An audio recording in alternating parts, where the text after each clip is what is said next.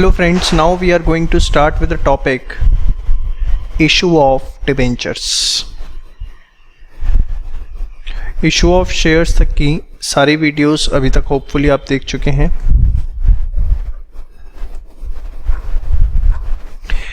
Debentures का मतलब क्या होता है? Loan from public. अगर मैं सिंपल वर्ड्स में बोलूं तो जब कोई कंपनी पब्लिक से लोन लेती है तो एक तरह से उसने क्या इशू किया है? डिबेंचर्स। देखिए, हमें पता है डेट रेज करने के एक जो सिंगल सोर्स हमें अभी तक पता है वो पता है फाइनेंशियल इंस्टीट्यूशंस,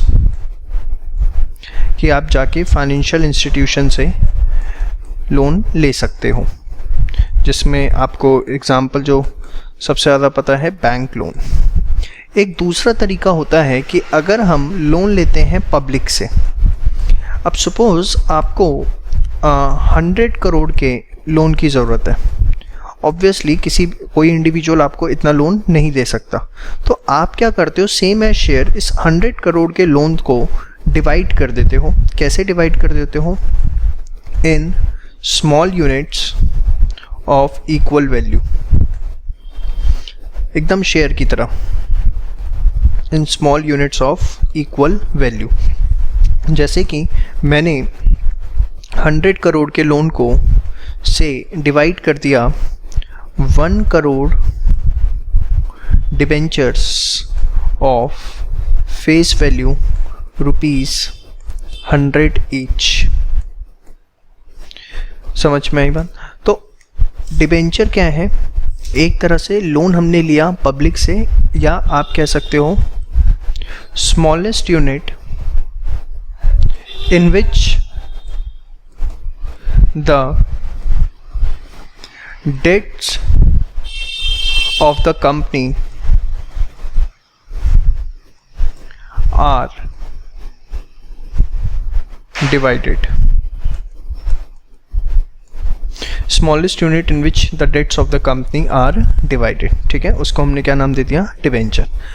अब डिबेंचर का प्रोसेस लगभग शेयर जैसा ही होता है। मतलब यहाँ पर भी आप देखेंगे एप्लीकेशन अमाउंट, अलॉटमेंट अमाउंट, और उसके बाद फर्स्ट कॉल, सेकंड कॉल, वही सारी बातें जो आप मेरे साथ शेयर के अंदर पढ़ चुके हो, कुछ भी इसके अंदर नया नहीं है। इसके अंदर बस इसमें जो मेन बात ध्यान रखने वाली है कि अगर कुछ भी गिवन नहीं है तो we will assume the face value as 100। आप देखोगे स्टॉक मार्केट के अंदर जो मैक्सिमम डिबेंचर्स रोटेट होते हैं वो ₹100 फेस वैल्यू के हैं, तो इस वजह से हम यहाँ फेस वैल्यू क्या लेते हैं? 100। So if face value of debentures is not given, then we will assume it to be 100.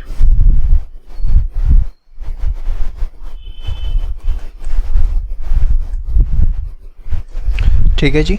Now इसके बाद आगे हम बात करें, अब जैसे ₹100 है, सपोज हमने ₹20 एप्लीकेशन पे मंगाए, 30 अलॉटमेंट पे, 20 फर्स्ट कॉल पे, सेकंड कॉल पे, तो टोटल कितना हो गया आपका? 100 हो गया। तो उसी तरीके से एंट्री आप करेंगे bank account debit to debenture, बस शेयर एप्लीकेशन की जगह यहाँ पर क्या आ जाएगा? Debenture application. फिर वही डिबेंचर एप्लीकेशन टू डिबेंचर्स। तो एक क्वेश्चन मैं आपको करके दिखाता हूँ पूरा। सपोज मैंने आपको बोला ABC लिमिटेड ऑफर्ड 10,000 डिबेंचर्स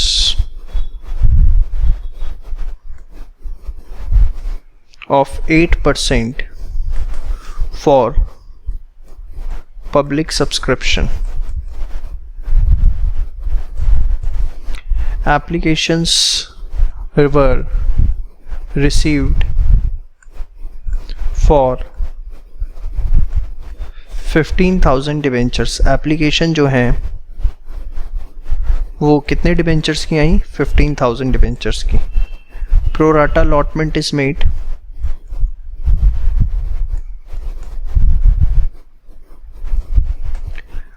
आपको जर्नल एंट्रीज करनी है। अगर अमाउंट आया एप्लीकेशन पर 30, अलॉटमेंट पे 20, फर्स्ट कॉल पर बैलेंस, पास जर्नल एंट्रीज। तो एकदम सेम वे में जैसे आपने शेयर्स में एंट्रीज पास करना सीखा था वही यहाँ पर होगा। बताइए, बस एक दो बातें ध्यान रखनी है जो मैं आपको बता रहा हूँ अभी। बैंक अकाउंट डेबिट, अब देखो डिबेंचर्स के साथ जैसे लिखा हुआ ना डिबेंचर्स ऑफ 8%, कभी भी आप देखोगे, जैसे अभी पहले मैं आपको यहाँ बता दूँ, बैंक अकाउंट शेयर एप्लीकेशन की जगह हमारा क्या आ जाएगा, डिबेंचर एप्लीकेशन। तो bank account debit to debenture application account. कितने डिबेंचर्स हैं, 10,000 डिबेंचर हैं, और एक डिबेंचर एप्लीकेशन पे कितना अमाउंट है, 30, सॉरी एप्लीकेशन पे कितना पैसा आया होगा, 15,000 into 30, 15,000 into 30, that comes out to be 4,50,000, 4,50,000। उसके बाद जो डिबेंचर एप्लीकेशन अकाउंट डेबिट, आप यहाँ शेयर कैपिटल में ट्रांसफ़र ना करके आप ट्रांसफ़र कर दोगे किस में, डिबेंचर अकाउंट में, बस। अब देखिए डिबेंचर के साथ अगर ये परसेंटेज गिवन है तो ये आपको ज़रूर लिखनी है। एक्चुअली क्या होता है, आप कभी भी देखेंगे जैसे 10% डिबेंचर लिखा हुआ है, तो आप जो डिबेंचर से पहले लिखा हुआ है इसको हम बोलते हैं coupon rate, not the interest rate. इसको टेक्निकली और प्रोफेशनली बोला जाता है कूपन रेट। कूपन रेट क्या होता है, coupon rate is the rate from which interest is calculated. समझ में आई बात, is the rate from which interest on debenture is calculated.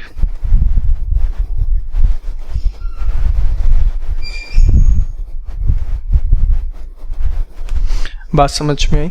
तो डिबेंचर एप्लीकेशन टू 8% डिबेंचर, और जो भी एक्सेस पैसा है वो हम ट्रांसफ़र कर देंगे कौन सी स्टेज के लिए, डिबेंचर अलॉटमेंट के लिए। तो यहाँ आपका आ गया 4,50,000 डिबेंचर्स में आपका कितना आ जाएगा, 10,000 डिबेंचर्स हैं इंटू 30 कितना, 3 लाख, और डिबेंचर अलॉटमेंट में कितना आ जाएगा, 1,50,000। बात समझ में।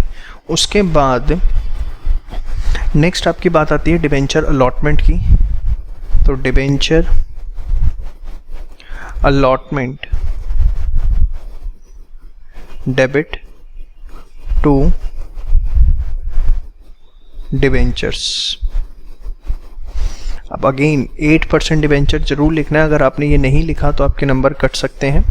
10,000 इंटू 20, आप देखो वही तरीका एकदम मैं फॉलो कर रहा हूँ लगभग। कितना, 2 लाख, 2 लाख। अब इस 2 लाख में से अगर मैं देखूँ तो मेरा एडवांस ऑलरेडी 1.5 लाख रुपए आ रखा है, तो कितना पैसा और आएगा, सिर्फ और सिर्फ 50,000। तो bank account debit to debenture allotment कितना, 50,000, 50,000। इसके बाद फाइनल कॉल पे बैलेंस आना है। 100 रुपये मानते हैं हम फेस वैल्यू, तो बैलेंस कितना हो गया, 50। तो वही debenture final call debit to 8% debenture account कितना, 5 लाख, 5 लाख। उसके बाद आपका बैंक अकाउंट से हम ये पैसा रिसीव करेंगे, bank account debit to debenture final call कितना, 5 लाख, 5 लाख। तो आपने देखा एक बेसिक इंट्रोडक्शन मैंने आपको डिबेंचर के बारे में दिया कि इसका इशू प्रोसेस किस तरीके से होता है। ठीक है, जनरली आप देखेंगे डिबेंचर के केस में जो सारा पैसा है वो कंपनीज एप्लीकेशन के टाइम पर ही मंगा लेती हैं, क्योंकि ये कंपनी का एक लोन का पैसा होता है और लोन हमेशा उतना ही लिया जाता है जितनी कंपनी को ज़रूरत होती है। तो जैसे अगर उसने आपको क्वेश्चन के अंदर दिया है XYZ limited issued 2000 debentures, 2000 10% debentures, 10% क्या है ये coupon rate of face value ₹100 each. यहाँ पर आप प्रीमियम पे भी इशू कर सकते हो, जैसे आपने इशू ऑफ शेयर में सीखा था, होपफुली आप वो वीडियोस देख चुके हो। At premium of 10% applications were received for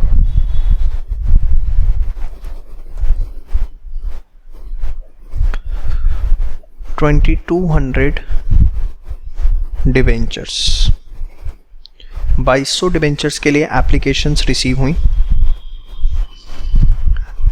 entire amount is receivable on application.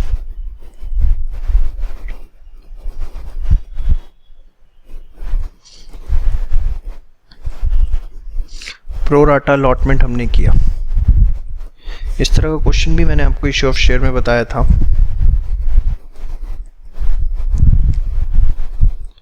Pass journal entries.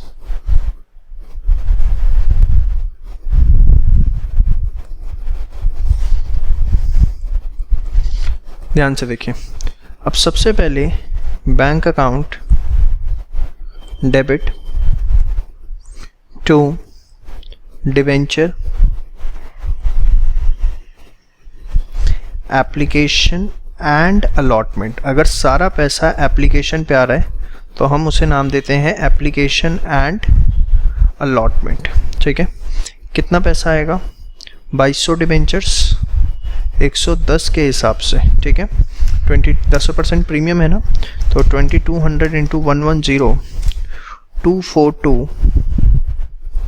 000 242 000। इसके बाद debenture application and allotment debit to कितने percent debenture? 10% debenture to security premium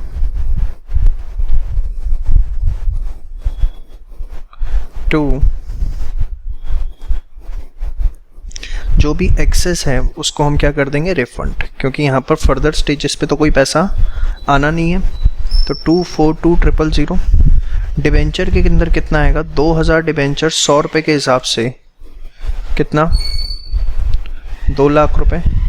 security premium के अंदर कितना आएगा? 2000 डिबेंचर 10 रुपये के हिसाब से, that is 20,000।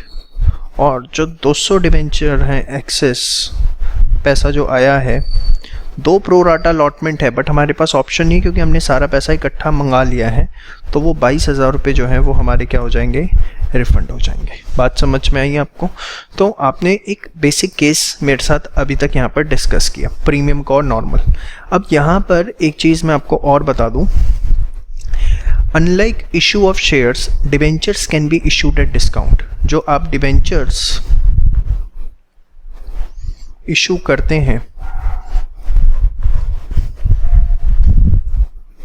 It can be at par, it can be at premium, और तीसरी चीज़ जो डिबेंचर्स हैं उसको हम डिस्काउंट पर भी इशू कर सकते हैं। तो एक नई चीज़ जो आपके सामने यहाँ पर आ रही है कि अगर डिस्काउंट पर इशू हो रहा है तो क्या? इसका मतलब एग्जांपल देता हूँ। सपोज़ एक फेस वैल्यू 100 रुपीज़ का डिबेंचर है जिसको कंपनी ने इशू किया से 98 रुपीज़ का। तो ये जो 2 रुपये कम इशू किया, इसको हम नाम देते हैं डिस्काउंट ऑफ ₹2। ये एक तरह से जो डिस्काउंट है जो कंपनी ने इशू ऑफ डिबेंचर पे दिया, ये कंपनी के लिए एक तरह से कैपिटल लॉस है, इसलिए इसे बुक्स के अंदर क्या किया जाता है, डेबिट किया जाता है। डिस्काउंट इस पे इशू करना is like a capital loss for the company. Capital loss क्यों बोला, क्योंकि डिबेंचर्स जो हैं वो कैपिटल एम्प्लॉयड का पार्ट होते हैं, ठीक है। और अगर 100 की जगह 98 मिल रहे हैं तो कैपिटल लॉस है। अब इसकी एंट्री कैसे होगी, अगर हम देखें यहाँ पर, अनडाउटेडली सपोज सारा पैसा अगर हमारा एप्लीकेशन पे ही आ रहा है, तो bank account debit to debenture application and allotment, कितने पैसे हैं हमारे पास, 98।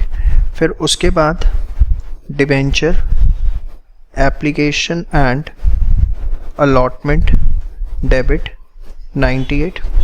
अब ये जो लॉस है इसको हम लिखते हैं discount on issue of debenture. मेरे पे स्पेस नहीं है इसलिए मैं शॉर्ट में लिख रहा हूँ, discount on issue of debenture, कितने का, 2 जो भी। अब यहाँ पे डिबेंचर की परसेंटेज गिवन नहीं है तो सिर्फ आप डिबेंचर लिखोगे और कुछ नहीं लिखना, बट कूपन रेट गिवन है तो साथ में लिखना है, नहीं गिवन तो कुछ भी लिखने की ज़रूरत नहीं है। तो ये आपका कितना आ गया यहाँ पर, 100। हो सकता है कुछ बुक्स में X% डिबेंचर लिखते हो, ऐसा बिल्कुल भी ज़रूरी नहीं है, सिर्फ आप डिबेंचर लिखोगे, ठीक है। तो ये तरीका होता है, डिस्काउंट पर अगर इशू किया है तो हम डिस्काउंट को क्या कर देंगे, डेबिट कर देंगे। बात समझ में। वीडियो यहाँ तक अगर आपको पसंद आई है तो प्लीज़ सबसे पहले नीचे जाओ, लाइक बटन को प्रेस करो और कमेंट बॉक्स के अंदर अपना नाम और स्टेट लिखो कि आप कौन से स्टेट से हो, नाम से अपना नाम, state and school name, please तीनों चीज़ें कमेंट के अंदर मेंशन करिए। आई वांट टू नो कि आप कौन से स्टेट से हैं, क्या नाम है, कौन से स्कूल से हैं जो वीडियो देख रहे हैं, प्लीज़।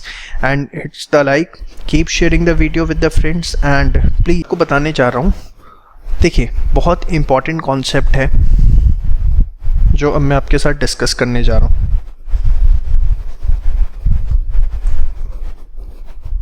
देखिए, जब भी डिबेंचर्स इशू किए जाते हैं, debentures are issued with the terms of redemption. Debentures are issued with term of redemption. अब रिडम्पशन क्या होता है, ध्यान से देखिए। रिडम्पशन का मतलब होता है रीपेमेंट। रिडम्पशन का मतलब होता है रीपेमेंट। अरे भाई, मैंने आपको बताया कि debenture is like you are taking a loan from public, yes और नो। अब अगर आपने लोन लिया है तो उसकी रीपेमेंट करनी पड़ेगी या नहीं करनी पड़ेगी। तो जब आप इन डिबेंचर्स की रीपेमेंट करते हो तो उस चीज़ को हम बोलते हैं कि that we are redeeming the debentures, ठीक है, या रिडम्पशन ऑफ डिबेंचर्स, जो आपका एक टॉपिक भी है पूरा का पूरा। अब ध्यान से समझिए, रीपेमेंट हो रही है, मैंने लिखा है debentures are issued with the terms of redemption. Actually कोई भी कंपनी जब डिबेंचर इशू करती है तो इशू करते के समय ही, इशू करते वक्त ही वो बताती है कि टर्म्स ऑफ रिडम्पशन क्या होंगे, कि किन कंडीशंस पे डिबेंचर्स को रिडीम किया जाएगा। अब टर्म्स ऑफ रिडम्पशन के अंदर जो जनरली गिवन होता है वो क्या, एक तो आपका गिवन होता है मैच्योरिटी पीरियड, कि कितने टाइम के बाद इन डिबेंचर्स को रिडीम किया जाएगा। It can B 5 years, 7 years, 10 years, कितने टाइम के लिए कंपनी लोन ले रही है। उसके बाद मेथड ऑफ रिडम्पशन, जो कि आप मेरे साथ नेक्स्ट चैप्टर के अंदर पढ़ेंगे, रिडम्पशन ऑफ डिबेंचर में, अभी आप इसे छोड़िए। और तीसरा उसमें आपको गिवन होती है सबसे बड़ी रिडम्पशन वैल्यू। अब ये जो रिडम्पशन वैल्यू है ये क्या कॉन्सेप्ट है, ध्यान से देखिए। सपोज मैं आपको सारे केसेस एक एक करके समझाता हूँ। फेस वैल्यू डिबेंचर्स की 100 रुपीज़ है, इशू प्राइस भी 100 रुपीज़ है, हमने 100 का डिबेंचर 100 में इशू किया, और इसकी जो रिडम्पशन वैल्यू है वो है 100 रुपीज़, वो भी 100। अब देखिए, हमेशा हम फेस वैल्यू से चीज़ों को कंपेयर करते हैं। फेस हमने इशू कितने पे किया, 100 पे, तो we will say debenture is issued at par, हमने डिबेंचर को इशू किस पे किया, पार पे।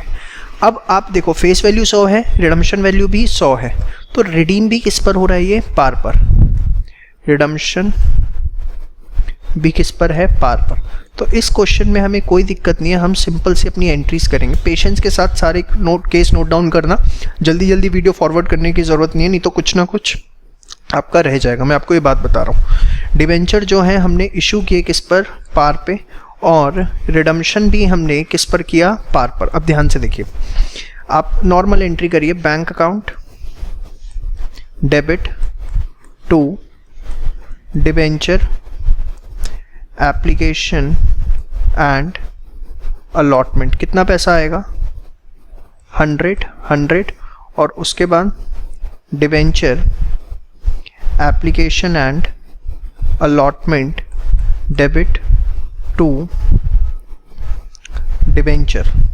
मैंने अभी आपको बताया अगर कूपन रेट गिवन है तो ही लिखना है, अदरवाइज कुछ लिखने की ज़रूरत नहीं है। ये आपने नॉर्मल किया, इसके अंदर कुछ भी ऐसा नया नहीं था। बट जो केस 2 मैं आपको करवाने जा रहा हूँ, ध्यान से देखिए, केस 2, सपोज फेस वैल्यू हमारी है 100 rupees, issue price 100, but redemption value जो है वो आपकी है 110। मतलब 100 का डिबेंचर आपने 100 में इशू किया। Can I say debenture is issued at par. Debenture को हमने किस पे इशू किया है, पार पे, बट 100 की चीज़ 110 पे रिडीम होगी, मतलब रिडम्पशन जो है वो किस पर हो रहा है, प्रीमियम पे हो रहा है। अब यहाँ पर आपको मैं कुछ बातें बताने चाह रहा हूँ, बड़े ध्यान से सुनिएगा। पहले आप नॉर्मल अपनी इशू की एंट्री तो कर दो, उसमें तो आपको किसी तरह की कोई दिक्कत नहीं होनी चाहिए। Bank account debit to debenture application and allotment. कितना पैसा आया, 100। उसके बाद debenture application and allotment to debenture 100, यही हुआ। बट अब अगर आप ध्यान से एक चीज़ समझें, बेटा आज मैं 100 रुपये की फेस वैल्यू का डिबेंचर है और उसके कल दिन मुझे वापस कितने करने हैं, 110 रुपये। तो can I say at present I know one thing, at present we know that company will bear the loss of ₹10 in at the time of redemption। Redemption के टाइम पर कंपनी को 10 रुपये का नुकसान होगा। क्यों होगा, क्योंकि 100 रुपये के लोन की जगह कंपनी कितने वापस करेगी, 110 रुपये। और एक हमारे पास, हमें उससे भी पहले एक बात पता है, प्रूडेंस कॉन्सेप्ट होता है। प्रूडेंस कॉन्सेप्ट क्या कहता है, प्रूडेंस कॉन्सेप्ट कहता है anticipate the losses but do not record future income, but do not record future incomes. आप लॉसेस को तो एंटीसिपेट करके चलोगे, बट किसी भी तरीके से फ्यूचर इनकम्स को रिकॉर्ड नहीं करोगे। अब anticipate the losses but do not record future income, मतलब अगर फ्यूचर में लॉस होने वाला है तो उसको आप आज ही रिकॉर्ड कर लोगे, बट फ्यूचर में कोई इनकम होने वाली है तो वो जब तक नहीं हो जाती तब तक रिकॉर्ड नहीं करनी। ये इस प्रिंसिपल पे हमारी अकाउंटिंग चलती है। आज मुझे पता है कि मुझे फ्यूचर में 10 रुपये का लॉस होने वाला है, तो क्या मुझे इसकी एंट्री रिकॉर्ड नहीं करनी चाहिए? Yes, as per prudence concept we need to record the entry. और क्या एंट्री रिकॉर्ड होगी? Loss on issue of debenture debit 10 to premium on redemption of debenture कितना? 10। अब समझना ज़रा, ये लॉस है, ये डेबिट किया। क्यों लॉस भाई लॉस तो है ही ना, 100 की जगह कितने वापस करने हैं 110, बट ये लॉस मैंने देखो क्या लिखा है, ऑन इशू ऑफ डिबेंचर, मतलब मैंने इसको रिकॉर्ड कर लिया इशू ऑफ डिबेंचर के टाइम पर ही, ठीक है। तो ये मैंने डेबिट किया क्योंकि ये एक तरह से मेरे लिए कैपिटल लॉस है, ठीक है। बट ये क्रेडिट क्यों किया भाई, एक बात बताओ, आपने यहाँ पर अपनी लायबिलिटी डिबेंचर की, ये जो आपने क्रेडिट किया है कितने से रिकॉर्ड की है, 100 से, बट आपको क्या फ्यूचर में 100 रुपये देने हैं, आपको तो कितने देने हैं फ्यूचर में 110 रुपये देने हैं। तो ये मैंने क्रेडिट इसलिए किया है कि मेरी लायबिलिटी भी बढ़ गई, मेरी लायबिलिटी बढ़ गई, और कितने से बढ़ गई, 10 रुपये से बढ़ गई।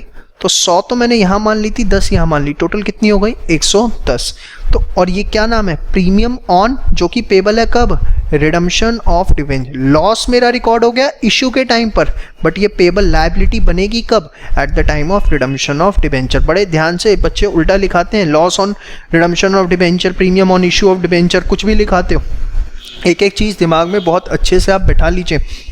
जो आपका लॉस है वो हम रिकॉर्ड कर रहे हैं इशू ऑफ डिबेंचर के टाइम पे, जबकि जो प्रीमियम है वो पेबल है रिडम्पशन के टाइम पर। तो उस हिसाब से हमने एंट्री।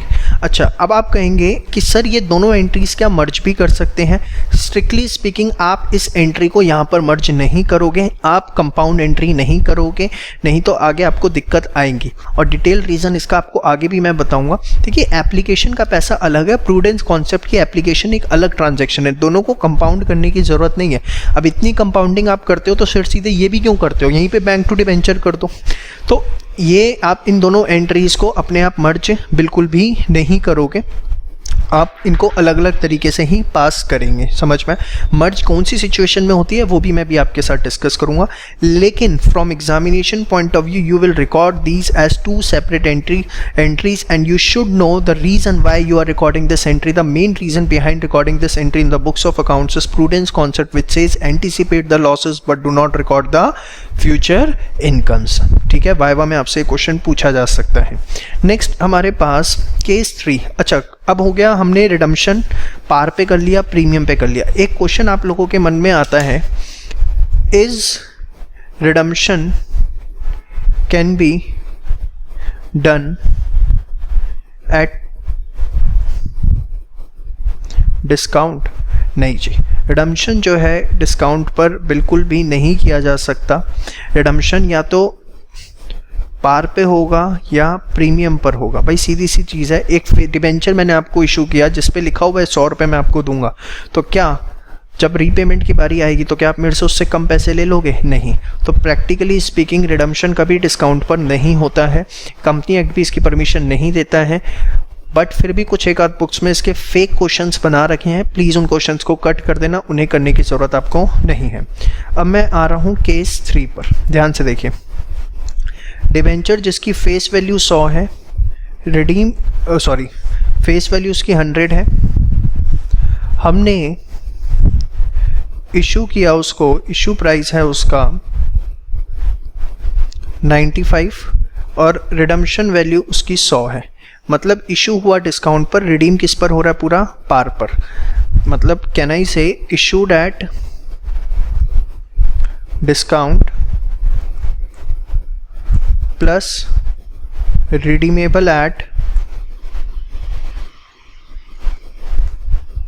पार। रिडीम पार पर हो रहा है। तो पहले आप अपनी नॉर्मल एंट्री करिए जैसे आप करते हैं, bank account debit to debenture application and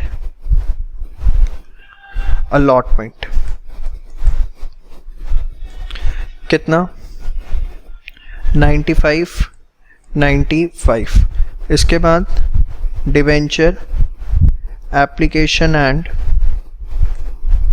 allotment debit 5, discount on issue of debenture, sorry 95 था यहाँ, 5 टू डिबेंचर्स। कितना? 100। अब क्योंकि यहाँ पर रिडीम जो है वो किस पर हो रहा है? पार पर ही हो रहा है, तो प्रूडेंस कॉन्सेप्ट की कोई एप्लीकेशन यहाँ पर नहीं लगेगी। बात समझ में? चलिए केस 4। केस 4 स्टार्ट करने से पहले मैं आपको दोबारा से याद दिला दूं, अगर आप रेगुलरली वीडियोस देख रहे हैं तो please grooming education academy, Google पे जाइए, ग्रूमिंग एजुकेशन एकेडमी वहाँ पर टाइप करिए और प्लीज़ गूगल में जो भी आपको लगता है कि हमें रेटिंग्स देनी चाहिए वो उसे ज़रूर रेट करें। ये आपका फीडबैक है जो हमारे लिए बहुत यूज़फुल है। चलिए केस 4 की बात करते हैं। Face value, issue price, redemption value. से फेस वैल्यू 100 है, इशू प्राइस आपका 95 है और रिडम्पशन वैल्यू आपकी 90 है। तो अगर आप यहाँ पे देखो तो issued at discount plus redemption, ओहो सॉरी क्या लिख दिया मैंने, 90। रिडम्पशन जो है वो 110 है, रिडम्पशन एट प्रीमियम। रिडम्पशन किस पर है? प्रीमियम पर है। चलिए अब ध्यान से समझिए इसे। सबसे पहले आप इशू की एंट्री करो, bank account debit to debenture application and allotment. कितने से बेटा? सर 95 से। फिर इसके बाद debenture application and allotment debit to debenture. ओहो क्या हो गया, डिस्काउंट भी है, discount on issue of debenture 95 to debentures. कितना? 100। अब यहाँ पर मुझे पता है मुझे लॉस भी होने वाला है, तो loss on issue of debenture debit to premium on redemption of debenture. कितने से? 10 रुपये से। अब ये किसकी वजह से एंट्री हुई है? This is because of prudence concept. अब जरा ध्यान से एक चीज को समझिए। अब आपको ये पता है प्रूडेंस कॉन्सेप्ट की वजह से हुआ है। अब देखिए यहाँ पर ये जो लॉस है ये भी इशू ऑफ डिबेंचर के टाइम पर, और ये कौन से नेचर का लॉस है? Capital loss. ध्यान से देखिएगा। और ये भी कौन से नेचर का लॉस है? Capital loss. तो कैन आई से दोनों कैपिटल लॉस हैं, अलग अलग नाम से, बट मजे की बात दोनों ही इशू ऑफ डिबेंचर के टाइम पर है। तो यहाँ पर हमें एंट्री मर्ज करनी पड़ती है। ये कोई है जहाँ पर एंट्री मर्ज की जाती है, और पता नहीं भगवान सद्बुद्धि दे क्या क्या किताबों के अंदर लिख दिया जाता है। डिबेंचर एप्लीकेशन एंड अलॉटमेंट कितना आया? 95। यहाँ आप लिख देते हो loss on issue of debenture 15 to debenture 100 to premium on redemption of debenture. यहाँ आपको एंट्री मर्ज करनी ही पड़ेगी, आपके पास ऑप्शन नहीं है, because you are having the two types of losses, two similar type of capital losses at the time of issue of debenture. One is in the form of discount and second because of premium.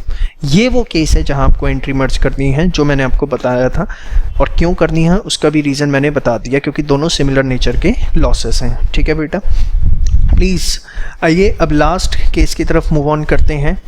Last case sir? जी हाँ, ये last case है, इसके बाद और कोई case नहीं है इसमें। Face value, issue price, redemption price. Suppose 100 का डिबेंचर आपने 110 में इशू किया और 100 पे रिडीम है, तो can I say issued at premium but redemption at, जो रिडम्पशन है वो किस पर हो रहा है? वो पार पर हो रहा है।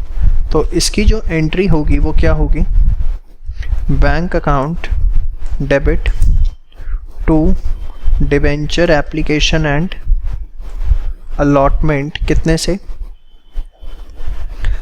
110। उसके बाद debenture application and allotment 110 to debenture to security premium. ठीक है बेटा, 100 और 10। यहाँ पे रिडम्पशन एट पार है तो किसी भी तरीके का प्रूडेंस कॉन्सेप्ट नहीं लगेगा। ठीक है, अब आप अगर देखें issue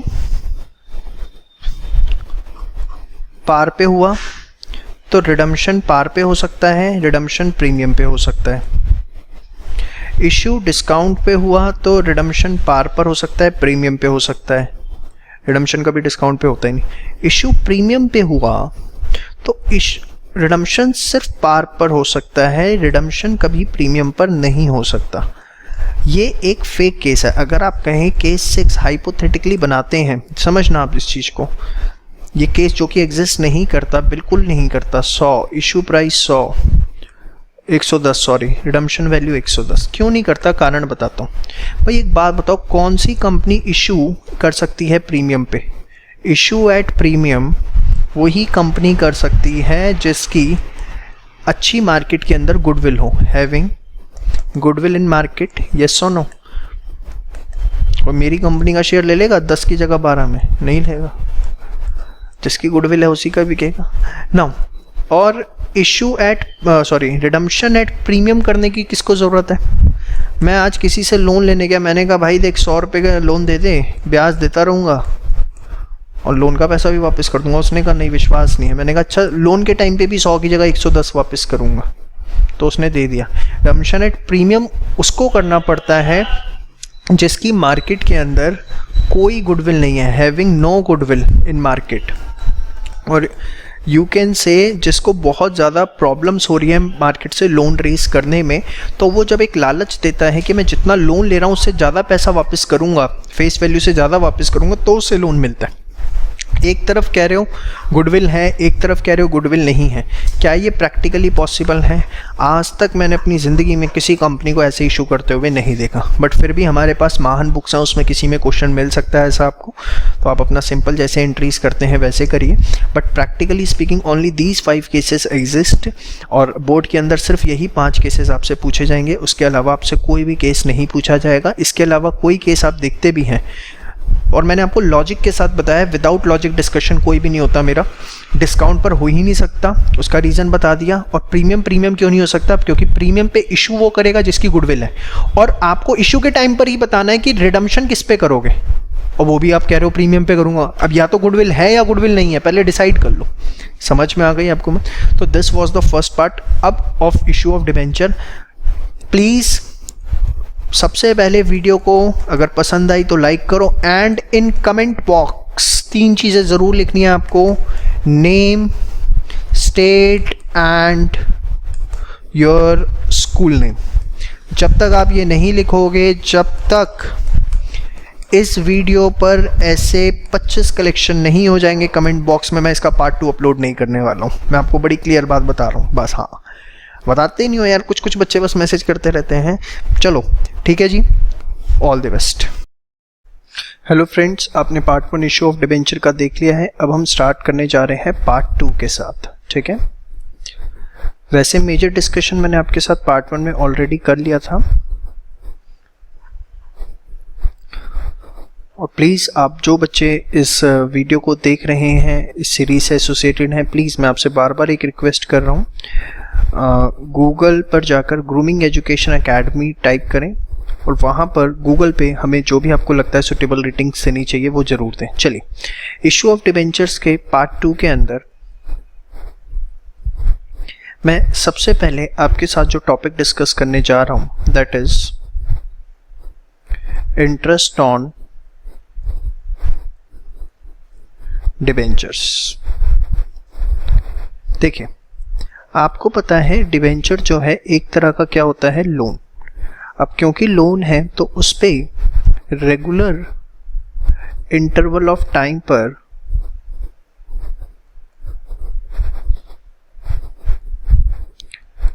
company is liable to पे इंटरेस्ट।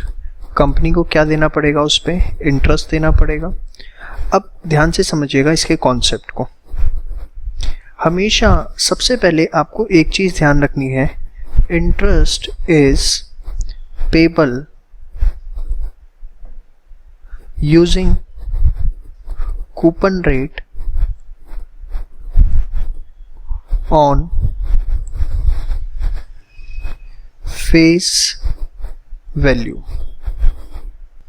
इसका मतलब क्या है, सपोज एक कंपनी है XYZ लिमिटेड, साथ साथ नोट्स बनाते रहिए प्लीज।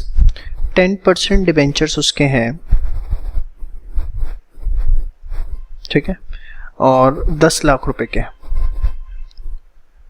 10% डिबेंचर्स उसके हैं 10 लाख रुपीस के। तो उसने चाहे नीचे आपको ये लिख के दिया है, these debentures were issued at premium. इसको हमने किस पे इशू किया था, प्रीमियम पे इशू किया था। ये बात उसने लिख के भी दी है ऑफ 10%। तो भी आपको मतलब नहीं है, आपका जो इंटरेस्ट ऑन डिबेंचर होगा पूरे साल का वो फेस वैल्यू पर ही हमेशा निकलेगा। और किस पे निकलेगा, किसकी हेल्प से, कूपन रेट से। तो 10 लाख का 10% जो आपका इंटरेस्ट ऑन डिबेंचर आएगा वो कितना आएगा, 1 लाख रुपीस आएगा। तो पहली चीज आपको समझ में आ गई, interest is payable using coupon rate on face value. ठीक है, चलिए आगे बात करते हैं। जो कंपनी ये इंटरेस्ट पे करती है, इंटरेस्ट ऑन डिबेंचर, ये कंपनी के लिए एक तरह से कैन आई से कि कंपनी के लिए एक तरह से एक्सपेंस होता है, यस और नो। तो इसकी एंट्री हमारे बुक्स में क्या आई, interest on debenture debit to debenture holder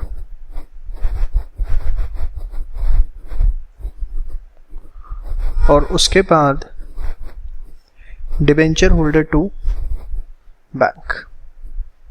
सबसे पहले हमने अमाउंट ड्यू करके दिखा दिया कि हमें ये पैसा इतना देना है और डिबेंचर होल्डर टू बैंक, फिर हमने इस अमाउंट को पे कर दिया। ठीक है जी, ये आपकी इसकी एंट्री आती है। लेकिन अगर मैं इसका एक दूसरा एस्पेक्ट आपको दिखाऊं, एक्सपेंस है इंटरेस्ट ऑन डिबेंचर कंपनी के लिए, बट कैन आई से कि डिबेंचर होल्डर के लिए ये जो इंटरेस्ट ऑन डिबेंचर है, डिबेंचर होल्डर के लिए एक तरह से इनकम है, यस और नो। अब आप कहोगे सर हमें तो कंपनी की अकाउंटिंग करनी है, तो ठीक है डिबेंचर होल्डर के लिए इनकम है, तो हमें क्या फ़र्क पड़ता है। फ़र्क पड़ता है, ध्यान से देखिए।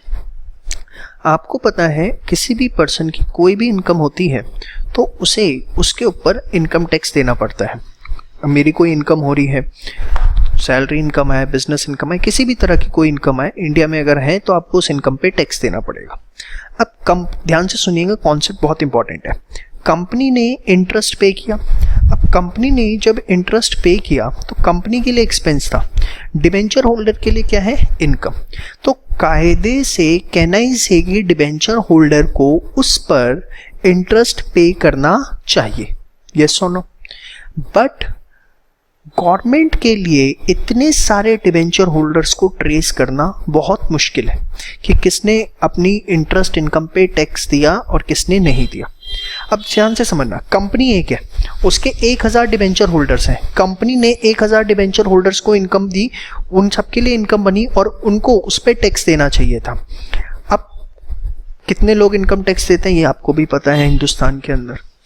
तो गवर्नमेंट ने क्या किया, गवर्नमेंट ने कंपनी की ड्यूटी लगा दी कि आप डिबेंचर होल्डर्स को इंटरेस्ट दे रहे हो, वो उनके लिए इनकम है।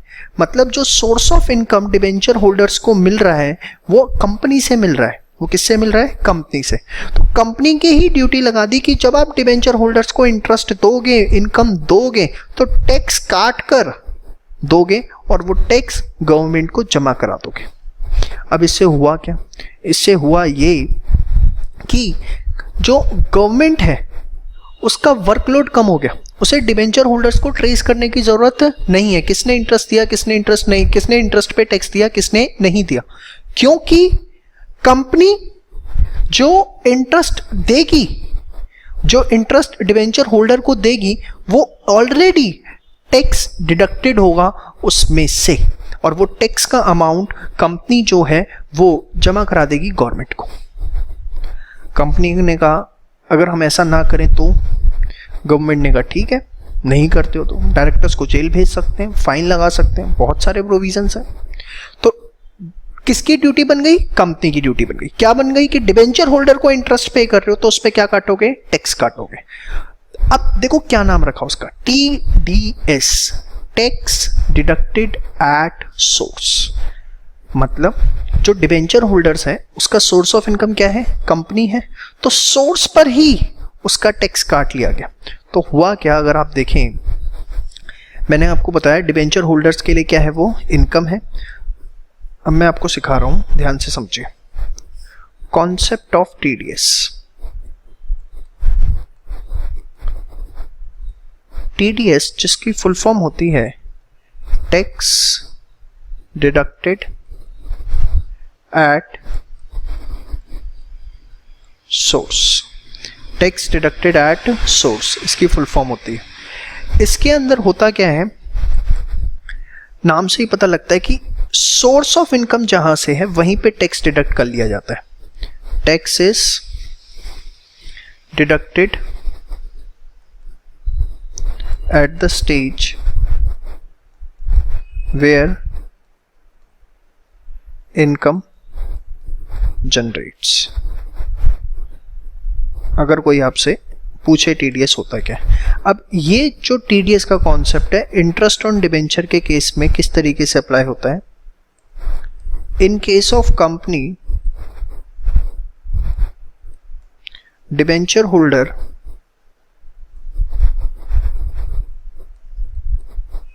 रिसीव्स इंटरेस्ट, ये सब आप लिख लो, काम आएगा आपके बेटा, बार बार आप वीडियो थोड़ी ना देखोगे। Receives interest, therefore source of income is company and hence company will deduct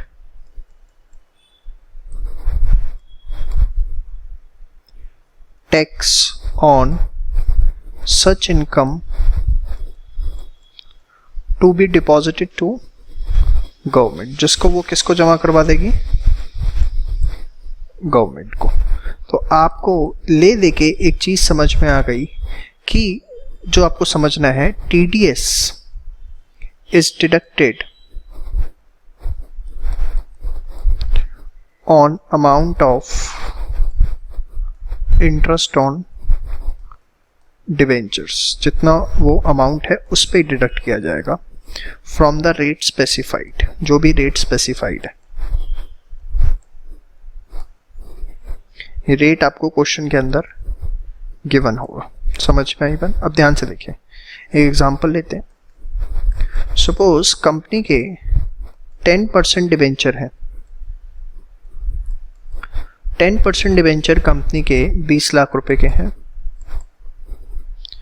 interest is payable on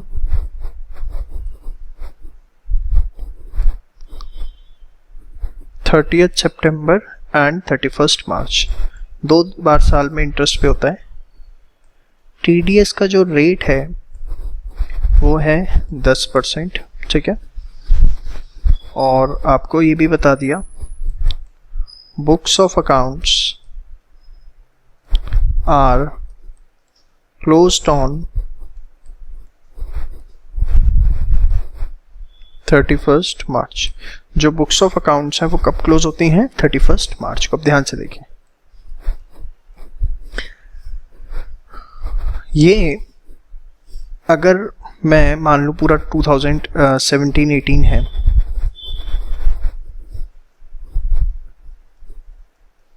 मान लिया, क्योंकि 1 अप्रैल से लेके 31 मार्च, तो इंटरेस्ट साल में 2 बार पेबल है।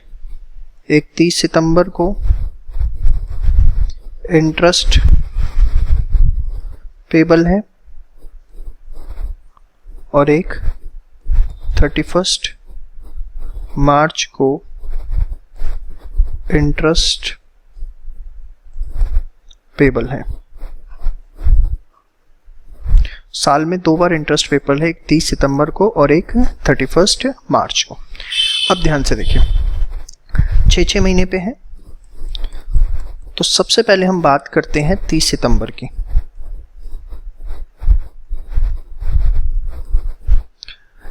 इंटरेस्ट ऑन डिबेंचर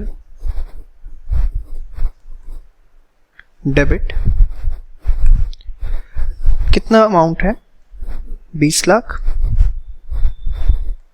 का 10%, बट कितने महीने के लिए? 6 महीने के लिए। कितना आएगा? 1 लाख।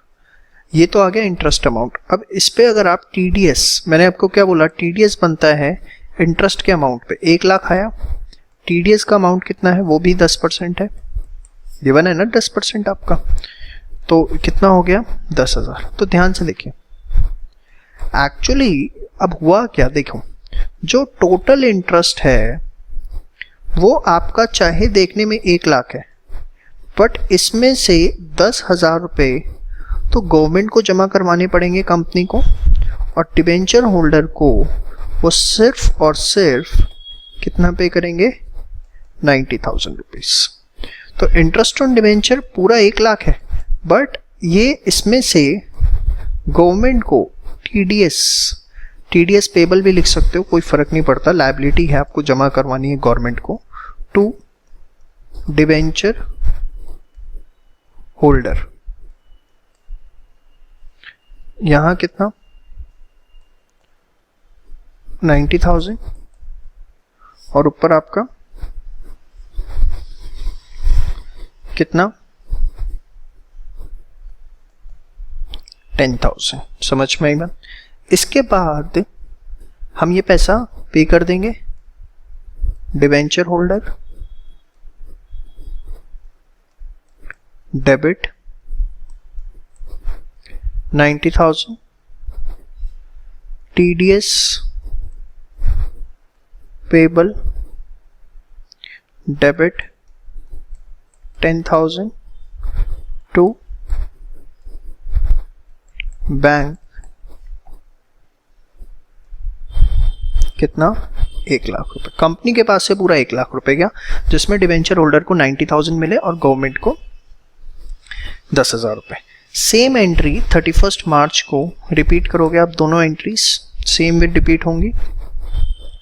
मैं ऐसे डू लिख रहा हूँ, मतलब दोनों एंट्रीज आप रिपीट कर दोगे, क्योंकि अमाउंट वही बनता है। मेन क्या है, अब 31 मार्च को आपको बुक्स ऑफ अकाउंट्स क्या हो रहे हैं? क्लोज हो रहे हैं। तो जितना भी इंटरेस्ट ऑन डिबेंचर में बैलेंस है वो एक्सपेंस है आपका, तो वो सारा का सारा आपका ट्रांसफर हो जाएगा स्टेटमेंट ऑफ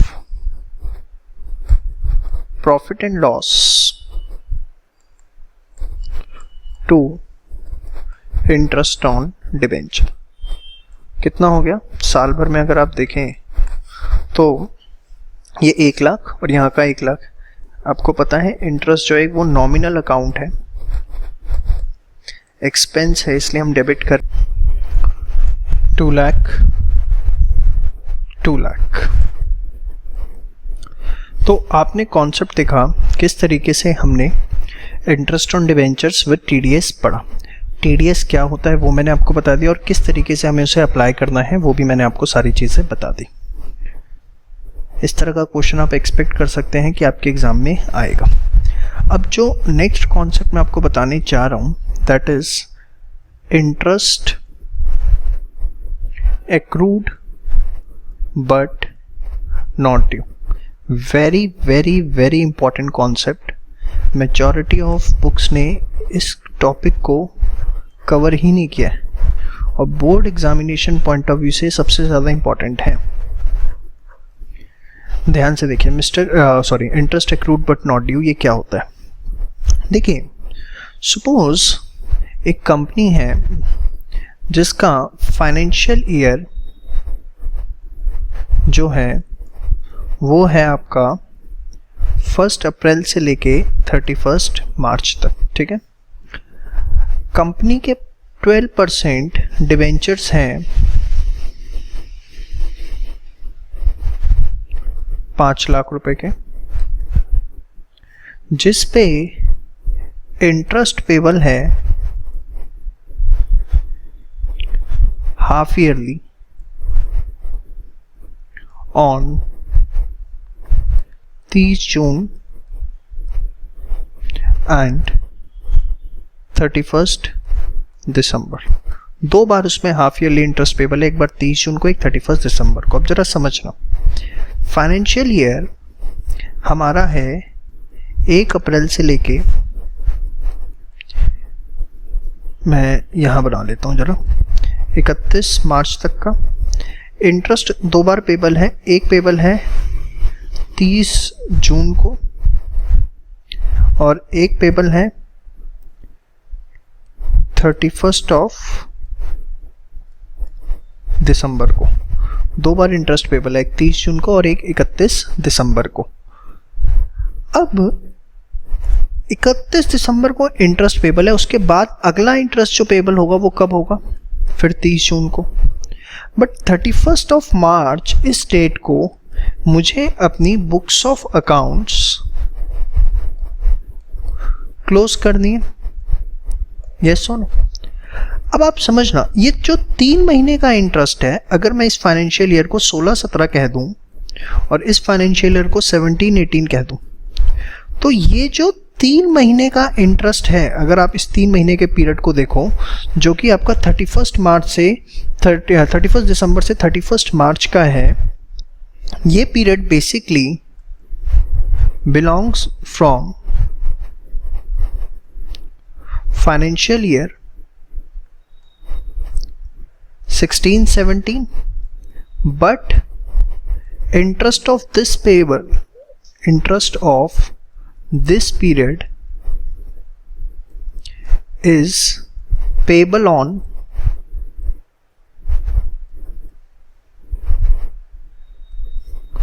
30 जून 2017, जो कि कौन सा फाइनेंशियल ईयर आ जाता है? 17-18। आप देखो ना, इस 3 महीने का इंटरेस्ट जो कि 16-17 का है, आप पे करोगे इकट्ठा 6 महीने का 30 जून को, जो कि कौन से ईयर में आता है? 17-18 के अंदर आता है। तो आपको यहां पर एक चीज समझ में आनी चाहिए कि इंटरेस्ट एक्रू तो हो गया 31 दिसंबर से 31 मार्च का, जिस दिन बुक्स ऑफ अकाउंट्स क्लोज हो रही है, बट वो ड्यू कब हो रहा है? 30 जून को। ये क्या है? मैं आपको एक एग्जांपल देता हूं इसका, एक्रू और ड्यू का। एक्रू वर्सेस ड्यू, आपको ये 2 टर्म समझ में आते हैं। चाहिए, सपोज आपने मिस्टर एक्स को जॉब पे रखा और आपने उनकी सैलरी 30,000 रुपये पर मंथ रखी कि आपको 30,000 रुपये पर मंथ हम पे करेंगे, और आपने बोला कि आप उन्हें पे करोगे ऑन 1 नेक्स्ट मंथ, मतलब जैसे ही ये महीना पूरा हो जाएगा उसके अगले महीने की 1 मतलब मार्च की सैलरी 1 अप्रैल को जाएगी, सीधी सी बात। अब वो 1 मार्च को आते हैं, 2 को आते हैं, 3 को आते हैं, 4 को आते हैं, जैसे पर डे वो आते जा रहे, तो उनकी सैलरी 1,000 रुपये प्रति दिन के हिसाब से ड्यू एक्रू होती जा रही है। भाई जैसे वो 1 मार्च को आए, एक दिन काम कर लिया, 30 दिन होते हैं महीने में मान लेता हूँ, तो 1,000 रुपये एक्रू हो गए। फिर 2 मार्च को आए, फिर उनके 1,000 रुपये एक्रू हो गए। ऐसे करते करते करते करते करते करते उनके महीने के एक्रू कितने हो गए? 30,000, जो कि ड्यू होंगे कब? On 1 next month. मतलब जो एक्रू होता है वो on day to day basis पर होता है, जबकि जो चीज ड्यू होती है वो स्पेसिफिक डे पर होती है। यही मैं आपको बताना चाह रहा हूं कि यहां पर इन 3 महीने का इंटरेस्ट एक्रू तो हो गया, बट अभी ड्यू नहीं हुआ। इस 3 महीने का इंटरेस्ट एक्रू तो हो गया, वो ड्यू नहीं हुआ। वो ड्यू कब होगा? 30 जून को। लेकिन आपको यहां पर एक बात मैं और बताऊं कि जो हमारे बुक्स ऑफ अकाउंट्स बनते हैं वो बनते हैं ड्यू बेसिस पर, जिसको आप एक्रूअल बेसिस भी कहते हो। मतलब क्या होता है इसका? If any transaction is related from current year, then irrespective of fact cash has been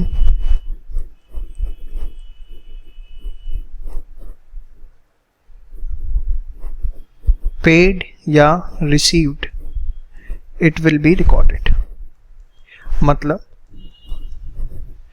यहां पर दो आपको कंपनी को 3 महीने का कैश पे नहीं करना, वो सारा 6 महीने का इकट्ठा पे करना है। बट अगर वो एक्रू इस फाइनेंशियल ईयर में हुआ है तो कंपनी को उसे 16-17 में रिकॉर्ड करना ही होगा। ये नहीं देखना कि अभी ड्यू नहीं हुआ। एक्रूअल बेसिस पे हमारी अकाउंटिंग होती है। एक्रूअल बेसिस पे अकाउंटिंग होने का मतलब जो इस साल का है। अब ये ड्यू बेसिस से आप कंफ्यूज मत हो जाना कि यहाँ पर तो सर आपने एक ही बोल दिया, चलो मैं काट ही देता हूँ भाई, तुम लोग कंफ्यूज हो जाओगे खामखा।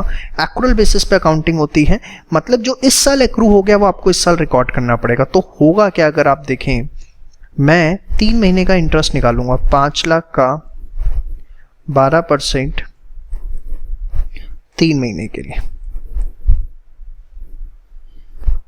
कितना हो गया? 15,000।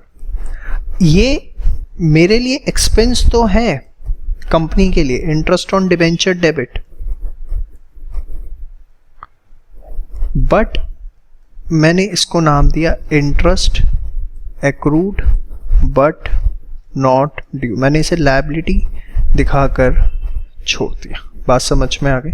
और इसको मैं अपनी बैलेंस शीट में करंट लायबिलिटीज में शो करूंगा। बैलेंस शीट में हम इसे करंट लायबिलिटीज में और उसमें भी अदर करंट लायबिलिटीज हम इसे शो करें। समझ में आ गई बात? तो interest accrued but not due का कॉन्सेप्ट सबसे पहले आपको क्लियर होना चाहिए। होता क्या है कि अगर, और ये कॉन्सेप्ट पिक्चर में कब आता है? जब ईयर एंड और जिस दिन इंटरेस्ट पे करना है वो दोनों डेट सेम ना हो। समझ में आया?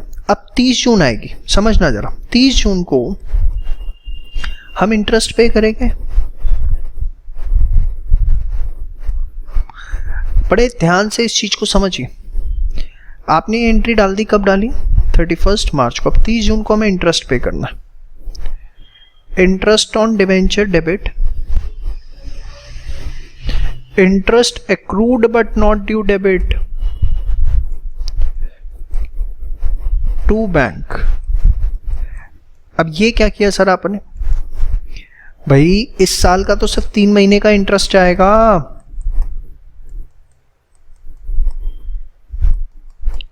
कितना? 15,000।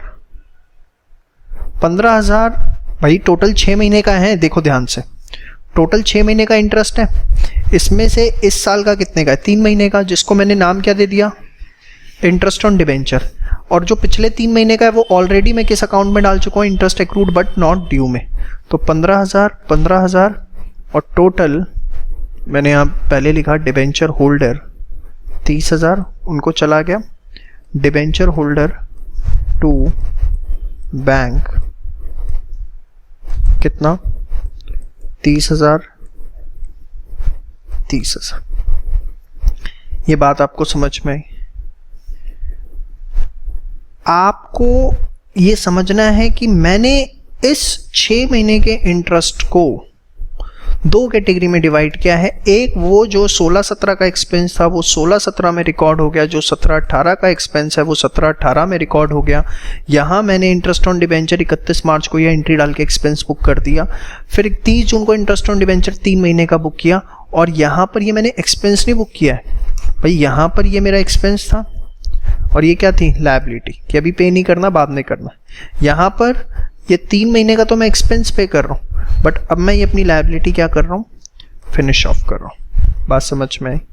अब मैं एक छोटा सा क्वेश्चन इसके ऊपर ले रहा हूँ।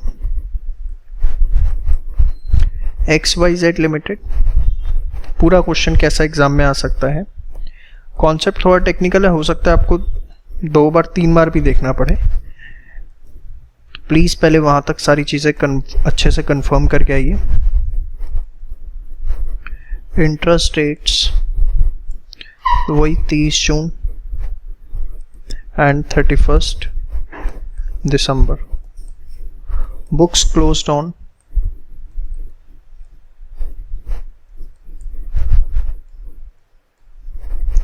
31 मार्च। ठीक है। Record journal entries for financial year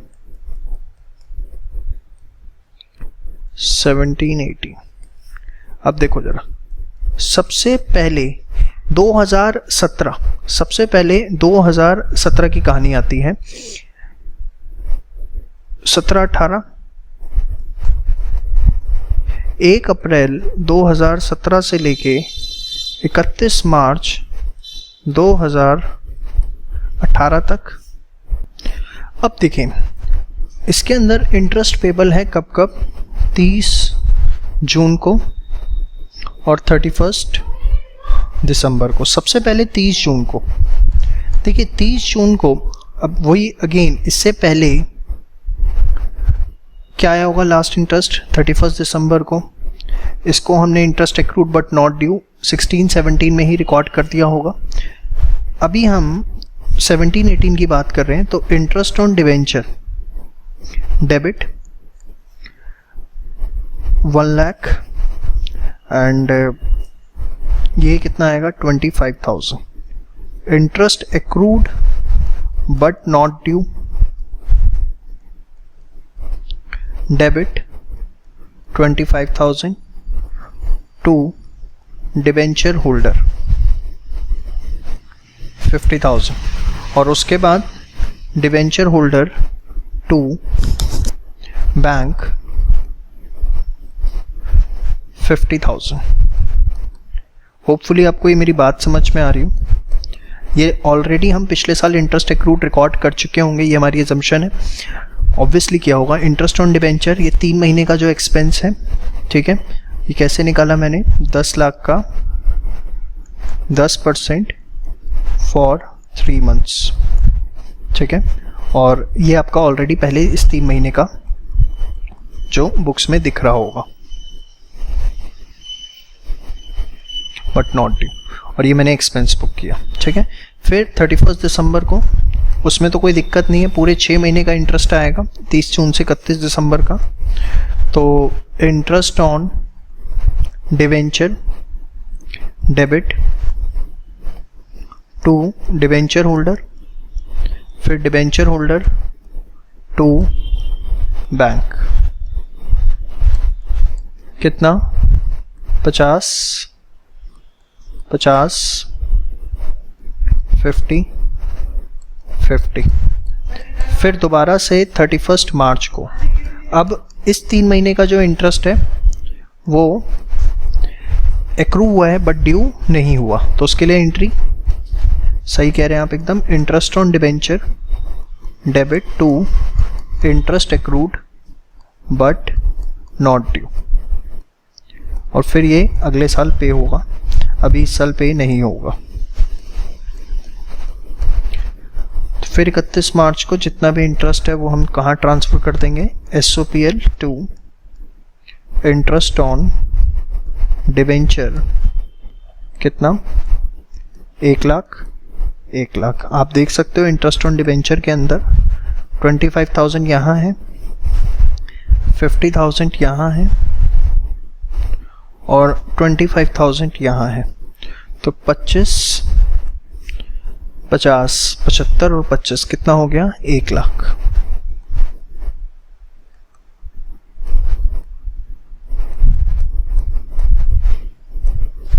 समझ में आई बात? तो ये आपका interest accrued but not due का कॉन्सेप्ट है, थोड़ा सा टेक्निकल है, एक बार आप इसे बेशक दोबारा ज़रूर देखें, बट इम्पॉर्टेंट कॉन्सेप्ट है, एग्जाम के अंदर आपसे पूछा जा सकता है, ठीक है। And please keep sharing the videos with friend, hit like अगर आपको वीडियो पसंद आई, ठीक है। और गूगल पे जाके आपको पता है ग्रूमिंग एजुकेशन एकेडमी को रेट करना ना भूलें। Thank you so much. Hello friends, now we are going to start with issue of debentures as collateral security. सबसे पहले हमें ये समझना है कि कोलेटरल सिक्योरिटी का मतलब क्या होता है।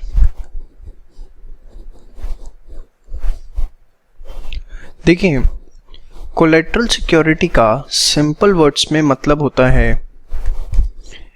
Additional security. अब एडिशनल सिक्योरिटी क्या है, ध्यान से समझिए। सपोज XYZ लिमिटेड ने HDFC बैंक को अप्रोच किया, XYZ लिमिटेड बैंक ने HDFC बैंक को अप्रोच किया फॉर लोन, ठीक है। XYZ लिमिटेड ने इसके लिए बिल्डिंग को, अपनी जो XYZ लिमिटेड की बिल्डिंग है उसको मोर्टगेज रखा, ठीक है। बिल्डिंग की जो मार्केट वैल्यू है वो से 1 करोड़ है। अब XYZ लिमिटेड ने लोन का HDFC से बैंक से डिमांड किया 80 लाख रुपीस, ठीक है। बट HDFC बैंक को लगता है कि कल दिन इस बिल्डिंग की वैल्यू जो है वो कम हो सकती है, और अगर सपोज ये बिल्डिंग की वैल्यू कम हो गई और XYZ ने डिफ़ॉल्ट कर दिया तो शायद उसका सारा लोन का अमाउंट रिकवर ना हो पाए। तो HDFC बैंक ने ये जो इन्होंने बिल्डिंग मोर्टगेज रखी है, इसको तो हमने नाम दिया प्राइमरी सिक्योरिटी। क्या नाम दिया? Primary security. तो HDFC बैंक ने apart from the primary security additional security भी डिमांड करी कि आप हमारे पास कुछ कोलेटरल सिक्योरिटी भी रखवाओ, कुछ एडिशनल सिक्योरिटी भी रखवाओ, सो दैट अगर कल दिन आप डिफ़ॉल्ट करते हैं और हम प्राइमरी सिक्योरिटी से सारा का सारा अमाउंट रिकवर नहीं कर पाते तो हम आपकी कोलेटरल सिक्योरिटी से अमाउंट रिकवर कर सकें। तो वहाँ as a additional security company can issue the debentures. Debentures can be collateral security. समझ में आई बात?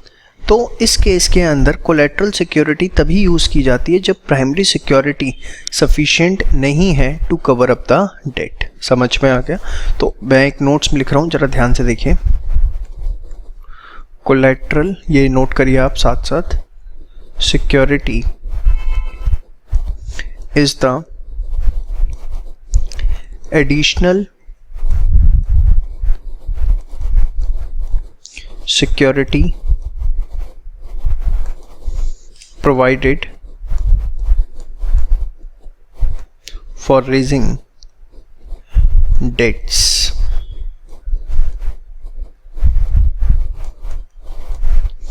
It is used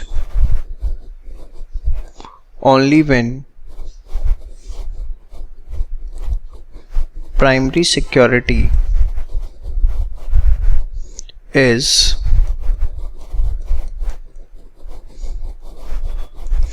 insufficient to cover up debts, ठीक है। और सेकंड चीज, company can issue debentures as collateral security। Company जो है debentures को एज कोलेटरल सिक्योरिटी इशू कर सकती है। चलिए, अब इसके बाद इसका अकाउंटिंग ट्रीटमेंट क्या होता है उसकी बात करते हैं हम। अकाउंटिंग ट्रीटमेंट, ध्यान से देखिए, एक एक चीज़ बहुत इम्पॉर्टेंट है जो मैं आपको बता रहा हूँ। देखिए, सबसे पहले आपने बैंक लोन लिया है फॉर रेजिंग बैंक लोन। अगर आपने बैंक लोन लिया है तो बैंक लोन लेने की एंट्री क्या होती है? Bank account debit to bank loan account, जो भी आपने अमाउंट लिया है लोन का, ठीक है। अब इसके बाद issue of debenture as collateral security, इसका क्या ट्रीटमेंट होगा? देखिए, इसकी ट्रीटमेंट हमारे पास दो हैं। मेथड 1, हम उसकी कोई भी एंट्री ना करें, और बट कॉमन है, अगर हम कोई चीज़ ऐसे सिक्योरिटी रखते हैं तो हम उसकी कोई एंट्री भी नहीं करते। हमने लोन लिया उसकी तो एंट्री करते हैं, बट आपने बिल्डिंग मॉर्टगेज करी या कुछ भी करा तो हम उसके कोई एंट्री रिकॉर्ड नहीं करते, सिर्फ उसको नोट्स टू अकाउंट्स में एक्सप्लेन करते हैं। तो मेथड 1 है कि आप जो आपने डिबेंचर्स एज कोलेट्रल दिए उसकी कोई एंट्री ना करें। Method 2, record the journal for issuing debentures as collateral, और वो एंट्री क्या होगी? Debenture suspense account debit to debenture account. जितने के आपने डिबेंचर इशू किए हैं उसके लिए आपने कर दिया डिबेंचर सस्पेंस टू डिबेंचर। देखिए, जस्ट एक फेक एंट्री है, मतलब एज सच तो कायदे से हम कुछ भी सिक्योरिटी प्रोवाइड करते हैं उसकी एंट्री नहीं होती, बट फिर भी still you want to show, तो आपने डिबेंचर इशू किया इसलिए आपने डिबेंचर को क्रेडिट कर दिया। बट आप देखो ऊपर क्या लिखा हुआ है, debenture suspense, it's a suspense, मतलब there is no reason that why we are debiting, just we are debiting it, क्योंकि हमें डुअल एस्पेक्ट कॉन्सेप्ट फॉलो करना है। समझ में आई बात? तो मेथड 1 की हम कोलेट्रल की एंट्री ना करें, और मेथड 2 अगर करते हैं तो डिबेंचर सस्पेंस टू डिबेंचर। अब इसे कैसे बैलेंस शीट में प्रेजेंट किया जाता है और कैसे इसके ऊपर क्वेश्चन आ सकता है वो मैं आपके साथ डिस्कस करता हूँ। ध्यान से देखिए, सपोज आपको क्वेश्चन दिया XYZ limited took a bank loan of rupees 50 lakh and mortgaged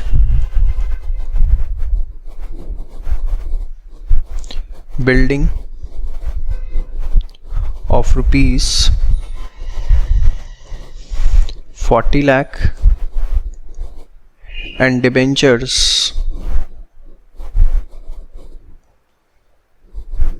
as collateral security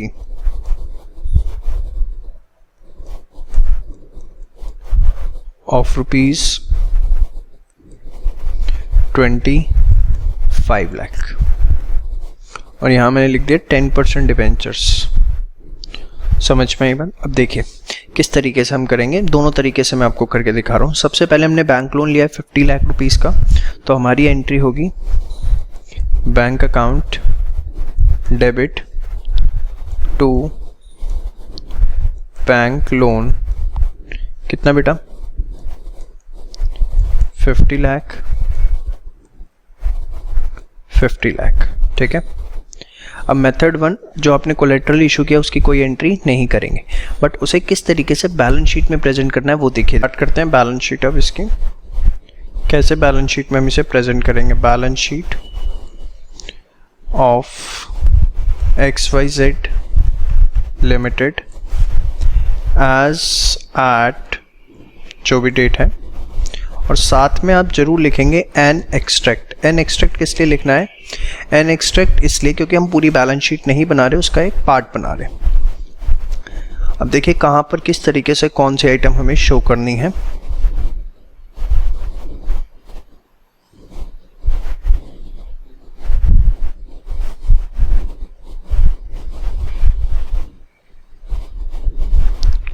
amount details particulars, वो डिटेल्स नहीं, उसको आप नोट नंबर कर लीजिए प्लीज।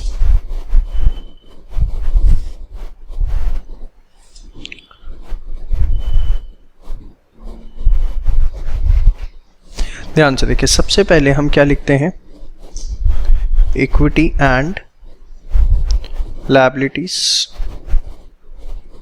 वही मैंने यहां पर लिखा equity and liabilities. Equity and liabilities में सबसे पहले हमारा आता है शेयर होल्डर्स फंड। ये सब चीज़ें आपको बेसिक हैं जो लिखनी ही लिखनी है, आप इसको कट नहीं करेंगे। Share holders fund. सेकंड हम क्या लिखते हैं, नॉन करंट लायबिलिटी, यस और नो। अब इसके अंदर हमारा सबसे पहला कंपोनेंट आता है लॉन्ग टर्म बोरोइंग्स। उस लॉन्ग टर्म बोरोइंग्स के अंदर नोट नंबर 1 आपने बनाया, और जो भी आपका बैंक लोन का अमाउंट है दैट इज ₹50 लाख, वो आपने उसके अंदर लिख दिया। अब आपने यहाँ पर लिखा अपना note number 1 long term borrowings, पूरा आपको करके दिखाना पड़ेगा, कोई शॉर्टकट इसके अंदर आपका नहीं चलने वाला। लॉन्ग टर्म बोरोइंग्स, इसके अंदर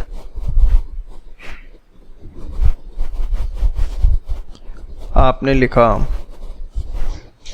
पर्टिकुलर्स अमाउंट, और यहाँ पर आपने लिख दिया बैंक लोन। बैंक लोन कितने का, 50 लाख। लेकिन सिर्फ बैंक लोन लिखने से बात नहीं बनने वाली, आपको पूरा यहाँ लिखना पड़ेगा। क्या, ध्यान से देखिए, bank loan raised against primary security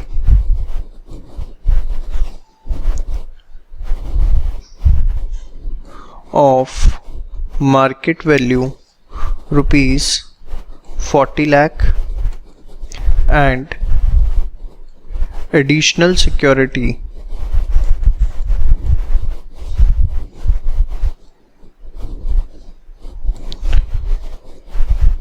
of rupees, debenture हमने कितने के इशू किए थे, 25 लाख के, तो आप लिखोगे of ₹25 lakh by way of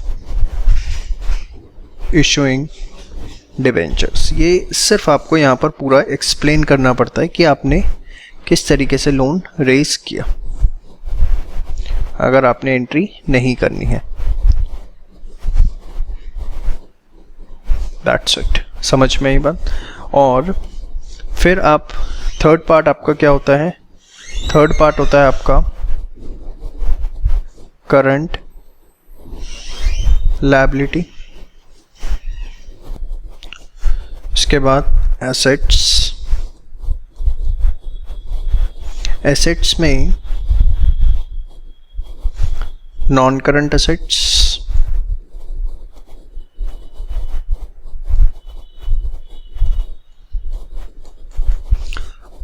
इसके अंदर कोई अमाउंट नहीं है तो आप इसे ऐसे क्रॉस डाल दीजिए। नॉन करंट एसेट्स जो भी what ever the amount is, कुछ नहीं है।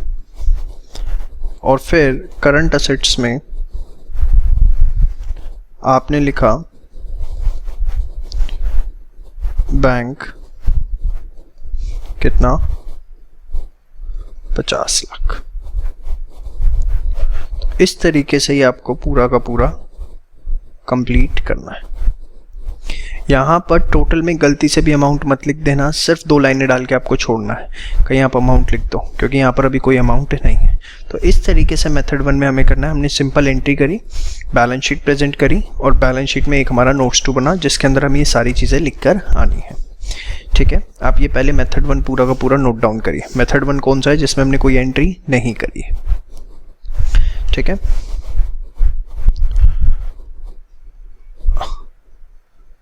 फटाफट इसको प्लीज एक बार नोट करिए। अब देखिए मेथड टू में हमें क्या करना है, हमें एंट्री करनी है डिबेंचर सस्पेंस टू डिबेंचर। तो हम क्या करेंगे, इसी को ही मैं मेथड 2 बना रहा हूँ, होपफुली आपने मेथड 1 नोट कर लिया है। तो इसमें ये एंट्री तो हमारी हो गई, अपार्ट फ्रॉम दैट एक एंट्री और होगी, that is debentures debit to debenture suspense. Debentures debit to debenture suspense, कितने के डिबेंचर्स हैं बेटा, 25 लाख के, ठीक है। अब इसके लिए आपको क्या करना है, ध्यान से देखिए, यहाँ पर आपने शेयर होल्डर्स फंड लिखा, लॉन्ग टर्म बोरिंग्स लिखा, इसी में एक चीज़ और आएगी आपकी, other non current liabilities, note number 2, 25 lakh. और उसके अंदर आप एक सेकेंड नोट तैयार करेंगे, फर्स्ट नोट आपका सेम रहेगा, अदर नॉन करंट लायबिलिटीज, जिसके अंदर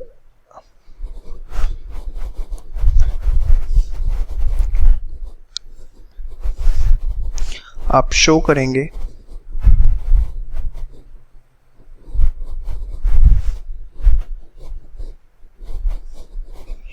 पर्टिकुलर्स अमाउंट।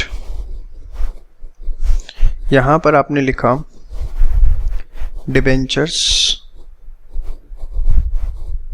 कितने के हैं हमारे, 25 लाख, और यहां आपने लिख दिया बीइंग, सॉरी नरेशन लिख रहा हूं, आपने लिख दिया debentures are issued as collateral security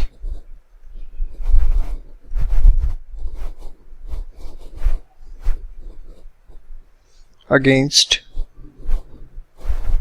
bank loan. इसको आप लॉन्ग टर्म बोरिंग्स के अंदर गलती से भी नहीं दिखाएंगे, ये हमारी बोरिंग्स नहीं है, ये तो हमने एक सिक्योरिटी की तरह इशू किया है, ठीक है बेटा। और इसके बाद यहाँ पर एक जो नया चेंज आएगा बैलेंस शीट के अंदर, वो क्या, कि जो आपका नॉन करंट एसेट्स हैं, ओहो,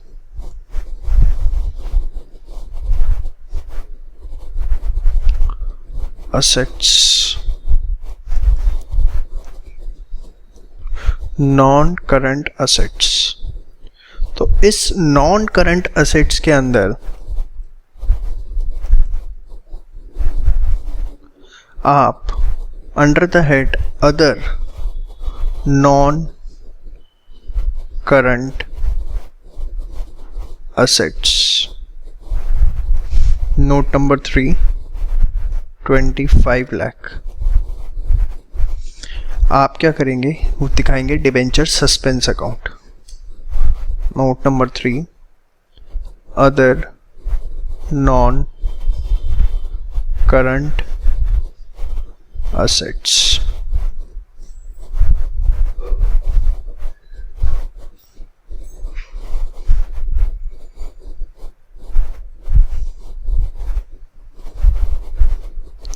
अमाउंट पर्टिकुलर्स, यहां आपने लिखा डिबेंचर सस्पेंस, और डिबेंचर सस्पेंस आपका कितने से आ गया, 25 लाख रुपीस से। तो मेथड 2 के अंदर थोड़ी सी बैलेंस शीट की प्रेजेंटेशन बढ़ जाती है, जैसा आप देख रहे हैं कंपैरेटिवली, ठीक है। और मेथड 1 के अंदर तो सिंपल था। तो ये था issue of debentures as collateral security, जो आपसे एग्जाम के अंदर पूछा जा सकता है। होपफुली आपको सारी बातें समझ में। Thank you so much. Hello friends, चलिए डिस्कशन करते हैं कि किस तरीके से हम loss on issue of debentures को, या आप कह सकते हो discount on issue of debentures को राइट ऑफ करते हैं। देखिए हमें पता है loss on issue of debenture या discount on issue of debenture जो है वो डेबिट होता है at the time of issue of debentures. Write of करने का मतलब है कि उसे बुक्स ऑफ अकाउंट से किस तरीके से ख़त्म किया जाए, या दूसरे वर्ड्स में बोलूँ उसे क्रेडिट करके हमें वाइप आउट करना है। अब उसके लिए हमारे पास दो मेथड्स होते हैं। सबसे पहला मेथड होता है फिक्स्ड इंस्टॉलमेंट मेथड और दूसरा हमारे पास होता है प्रोपोर्शनेट मेथड। अब ये दोनों चीज़ें क्या हैं जरा समझते हैं। सबसे पहले फिक्स्ड इंस्टॉलमेंट मेथड की मैं बात करता हूँ। दोनों चीज़ें मैं आपको एक छोटे से छोटे एग्जांपल से समझाऊंगा, ध्यान से समझिएगा। अब एग्जांपल है हमारे पास XYZ लिमिटेड issued 50,000 10% debentures at 5% discount redeemable after 4 years. How to write off the loss on issue of debenture. देखिए जब भी डिबेंचर्स आप देखो इस क्वेश्चन के अंदर रिडीम हो रहे हैं इन लमसम, और जब भी डिबेंचर्स रिडीम होते हैं लमसम के अंदर तो हम फिक्स्ड इंस्टॉलमेंट मेथड का यूज़ करते हैं। अब किस तरीके से ये होगा ये ज़रा समझते हैं। देखिए अगर आप देखें इसमें डिस्काउंट का अमाउंट कितना होगा, discount on issue of debenture, अगर आप उसका अमाउंट निकालें तो वो अमाउंट कितना आएगा, 50,000 डिबेंचर है और 5 रुपये का डिस्काउंट है, तो आपका अमाउंट कितना आ गया, 2.5 लाख रुपए। अब ये डिबेंचर्स रिडीमेबल है आफ्टर 4 years, तो हम क्या करेंगे, ये जो 2.5 लाख रुपए हैं इनको 4 सालों के अंदर राइट ऑफ करेंगे। 2.5 लाख डिवाइडेड बाय 4, तो ये लगभग हर साल का आपका अमाउंट आता है 62,500 रुपये। हमने 4 सालों के अंदर राइट ऑफ करना है 62,500 रुपये। तो अब हर साल हमारी एंट्री होगी क्या, SOPL debit to discount on issue of debentures, कितने से 62,500 62,500 ईयर 1। सेम वे ईयर 2 के अंदर होगी, सेम वे ईयर 3 के अंदर होगी और सेम वे ईयर 4 के अंदर होगी। इस तरीके से हम इसे 4 सालों में राइट ऑफ करेंगे। और अगर हम इसका यहाँ पे अकाउंट भी बनाने को बोला जाता है तो it's very simple, discount on issue of debenture. हमने देखो सबसे पहले discount on issue of debenture जो है वो क्या होता है, क्रेडिट होता है, सॉरी डेबिट होता है। किस नाम से होगा, डिबेंचर्स के नाम से। तो हमने कितने परसेंट डिबेंचर थे, 10%, तो यहाँ हमने लिखा 10% डिबेंचर्स, कितने के, 2.5 लाख का अमाउंट। अब हमने फर्स्ट ईयर में, ये ईयर 1 ही है, राइट ऑफ किया SOPL से कितना, 62,500, तो आपका बाकी बच गया बैलेंस CD 1,87,500। फिर ईयर 2 के अंदर बैलेंस BD 187,500, SOPL से हमने राइट ऑफ किया 62,500, तो आपका बैलेंस CD बच गया 1,25,000। फिर ईयर 3 के अंदर ये CD आपका बैलेंस BD बना कितना, 1,25,000। 100 हमारा अकाउंट चलता रहेगा। SOPL से हमने राइट ऑफ किया 62,500, तो बैलेंस CD 62,500। और फिर लास्ट ईयर हमारा ईयर 4 बैलेंस BD 62,500, जिसे हमने SOPL से राइट ऑफ किया 62,500। तो ये हमारा discount on issue of debenture का अकाउंट। कौन सा मेथड किया आपने, फिक्स्ड इंस्टॉलमेंट मेथड। और कब लगाना है, जब लमसम में रिडीमेबल है, एक ही बार में रिडीमेबल है। प्रोपोर्शनेट मेथड की अब हम बात करते हैं। देखिए प्रोपोर्शनेट मेथड के सबसे पहली चीज कब लगता है, प्रोपोर्शनेट मेथड हमारा यूज होता है जब हमारे जो डिबेंचर्स हैं वो रिडीमेबल हैं by way of drawings of lots.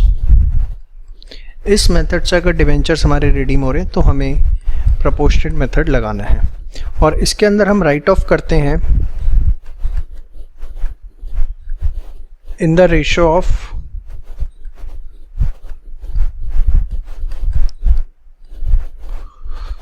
Utilisation of amount. अब ये क्या चीज़ है मैं आपको समझाता हूँ, एक एग्जांपल से हम इस चीज़ को समझने की कोशिश करते हैं। देखिए, ABC limited issued 30,000 10% debentures at discount of 10% on 1 April 2016। Debenture redeemable as follow. अब देखो, ड्राइंग बाय लॉट्स करके जो है ड्राइंग ऑफ लॉट्स से ये डिबेंचर्स रिडीमेबल है, तो कैसे राइट ऑफ हमें करना है, ध्यान से देखिए। सबसे पहले डिस्काउंट का अमाउंट निकाल लीजिए, discount on issue of debenture. Discount loss दोनों एक ही तरीके से राइट ऑफ होते हैं, मैंने आपको पहले ही बताया।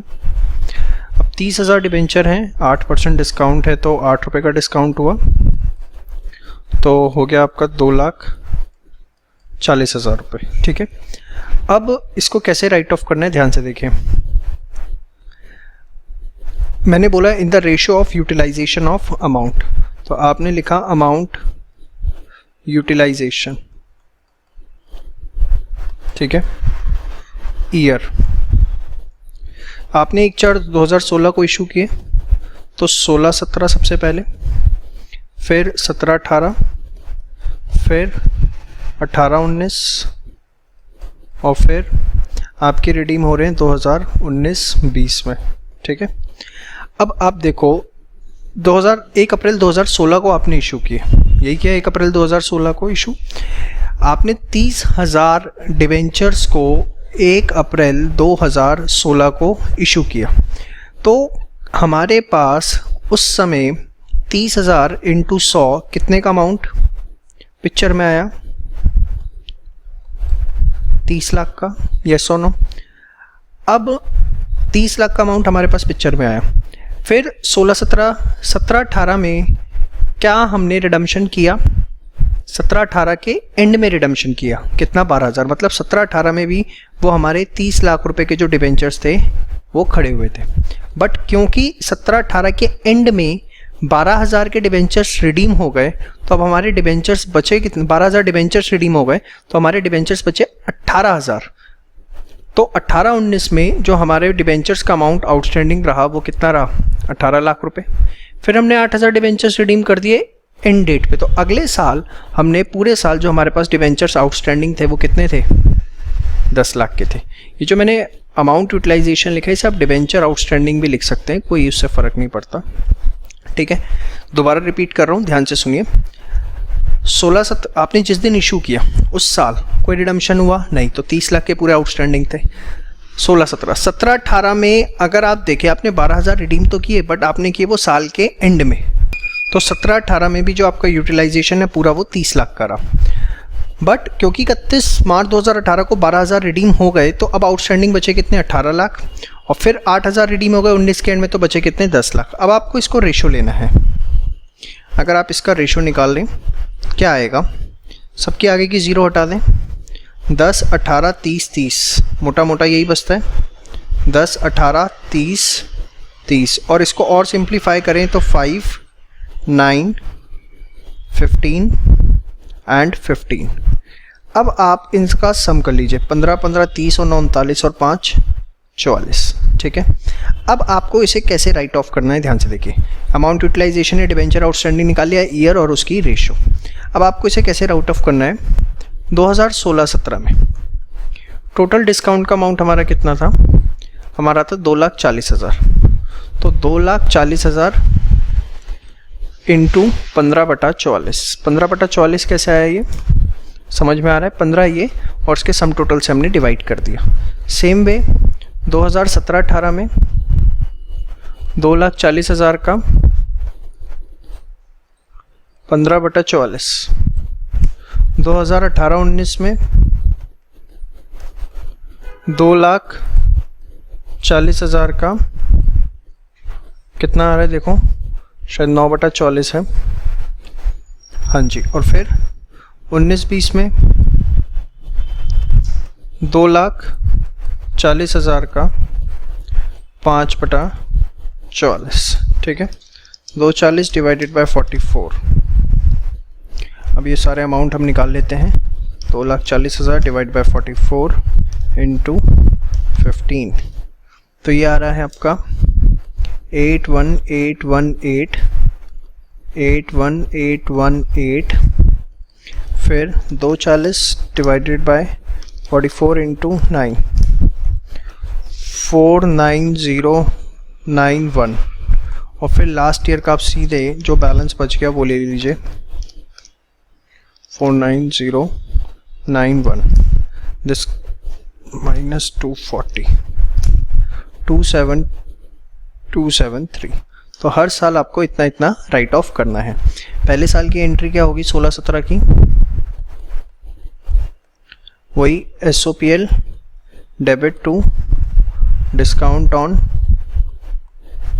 इशू ऑफ डिबेंचर, कितना 81818, और ऐसे ही फिर हम सारे सालों की एक एक करके एंट्रीज करना शुरू। तो आपकी रेस्ट ऑफ द ईयर्स की सारी एंट्री। अब इसके बाद हम इसका अकाउंट बनाएंगे। तो अकाउंट जब बनेगा, discount on issue of debenture, same way में जो आपका फर्स्ट मेथड था उसी तरीके से आपको इसका अकाउंट बनाना है। कैसे बताओ? सबसे पहले कितने % डिबेंचर्स थे, और कहाँ गए भाई? हाँ 8%, नहीं 8% तो डिस्काउंट था, 10% डिबेंचर थे। तो ईयर 1 2016 1 अप्रैल 10% डिबेंचर कितने के थे? 2,40,000 के। फिर आपने 2017 31 मार्च को SOPL से राइट ऑफ किया, कितना अमाउंट था बताओ? 81818। तो आपका फिर 31 मार्च को क्या बचा? बैलेंस CD, ठीक है। फिर ये जो CD है क्या बन जाएगा? 2017 1 अप्रैल को बैलेंस BD। फिर आपने क्या किया?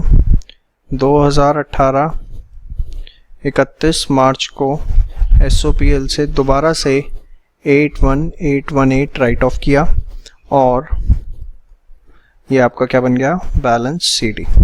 इसी तरीके से हम इसको आगे करते चले जाएंगे। तो ये आपका सारा क्वेश्चन हुआ। तो ये था आपका topic, how to write off the discount on issue of debenture. Video पसंद आई तो लाइक जरूर करें, और गूगल पे जाके रेट करना ना भूलें। टाइप चंदन पोद्दार, वहाँ पर आप हमें रेट कर सकते हैं। Thank you so much.